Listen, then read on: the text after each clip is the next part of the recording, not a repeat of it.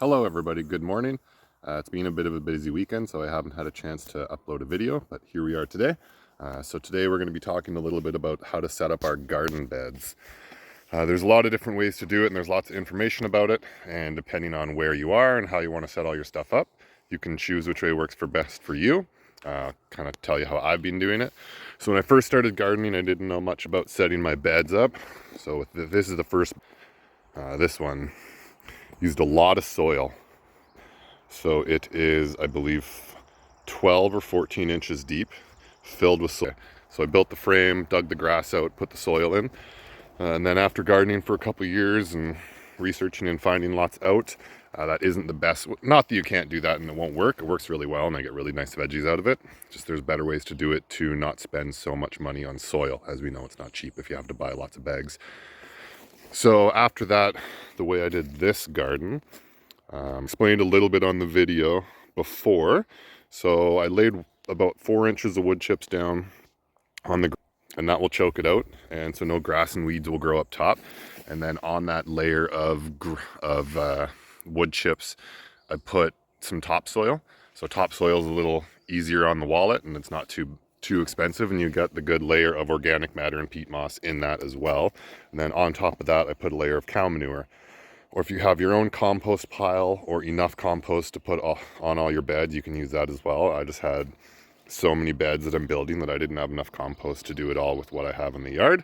As we have a 3-tier compost, you can see just in the back here, just behind that apple tree. So it's a bunch of pallets screwed together, and there's different ways you can compost. I do it pretty simply. I just throw my food scraps and cover it with leaf mulch or straw from the chicken coop and let it do its thing and water it every once in a while when it gets dry.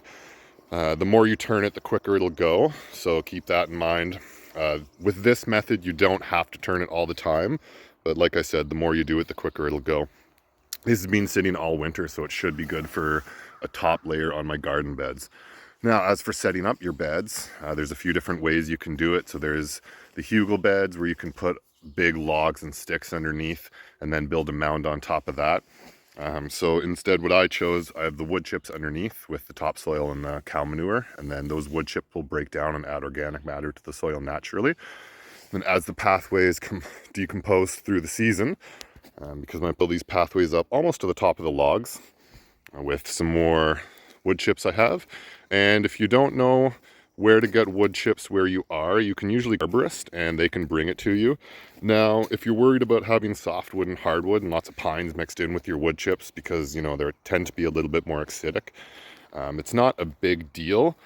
The acidic nature of it, like unless you're mixing it in with your soil and planting it directly in the wood chips, like your plants in the wood chips, it's not going to be too big of a deal.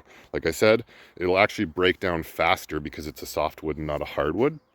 And because of that, it'll turn to soil faster, and it'll give you that organic nutrients that we need to naturally fertilize our gardens. Now, if you know someone who can give you just hardwood chips, by all means, you can get that. Take a little bit longer to break down, but then you don't have the worry of the acidic wood. But normally with pine, it's only a little bit mixed in there anyways. It's not like it's straight pine, so you don't really have to give it too much worry.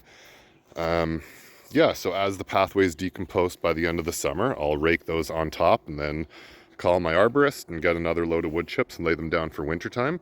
And then in fall as well, when all the leaves fall off the trees, I'll rake all those leaves up and throw them on top of the beds. And then through wintertime, they'll naturally decompose. And same thing, that's the organic matter breaking out into your soil and naturally fertilizing it instead of using all the chemical fertilizers. Now that we talked a little bit about setting your beds up, so you're getting ready to plant, and what are you going to do to your beds? Do not till. Put your rototiller away. Do not turn your beds. It's very bad for your beds. You're actually breaking up the mycelial network in the soil, and there's a whole vast network of roots and mushrooms and bugs and everything under your soil. It's a whole living organism. So don't do that. All you need to do is get one of these garden fork, pitchfork, whatever you have. You're just gonna dig it into your soil and lift the soil to aerate it. So I'll give you a quick example here. Weeded, so there's gonna be all sorts on here. So all you gotta do, kick it into your soil and just lift it up. Just like that, just to lift the top, and that's it. you're going to go and do that across your whole planting area. And that's just going to aerate your soil and not compact it. And then after you do that, try not to step on it because you don't want to push it down. It'll give those roots time or space to grow because they need to push down into the soil. I used to think tilling your garden was a pretty good thing and mixing in organic matter, but it's really bad just because of what I just said. And instead, just at the end of the season, top dress. So add your leaves and add whatever you need to the top, and then it'll compost down and give those nutrients to the soil naturally. Just like in the forest, really. I mean, no one's turning the forest bed, and look how well that grows with everything on the bottom, just from things keep falling on top. Yeah, so aerate your soil, and then be aware of companion planting and what plants like and don't like each other. Because depending on what you're putting beside each other, you can attract certain pests that are going to hurt other plants. Or some plants you can do the opposite and deter certain pests. So there's really a good grouping of veggies you can and can't put together. And if you're not sure, just look online. There's lots of charts everywhere for what you can put beside each other. And then spacing. Spacing can be important just to give things enough room to grow. Like carrots, for example, the seeds are so small, if you plant a whole strip of carrots and don't thin them out, then you're probably going to get tiny little carrots. I know it's hard thinning out and pulling them out when they're kind of alive and starting to spread out of the soil because you're getting so excited, but it will do you better in the long run. It'll give you a better harvest at the end. And then just be careful, try not to put too many seeds in. Like if you're not sure about germination, you can always put 2 seeds per hole instead of 1, just to make sure everything's going to come up. But otherwise, enjoy planting your garden beds. I'm going to try to get my vegetables in today. I'm a little bit late. We're in zone 4A up in Ontario. We have a pretty short growing season, so I really have to make sure I start all my stuff and have the seeds ready to go once they go in the garden, which they're all in my greenhouse ready to go. And it's pretty short. Come the end of September, 1st of October, we're getting our first frost, and things are kind of at the end unless you have root vegetables still in the gardens, which is fine. And then we get frost all the way up until June.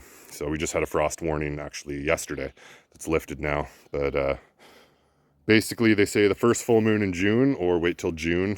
Sometimes I've been lucky doing it May long weekend, kind of the weekend of the 24th. But here we are a week late, so we're going to get started today.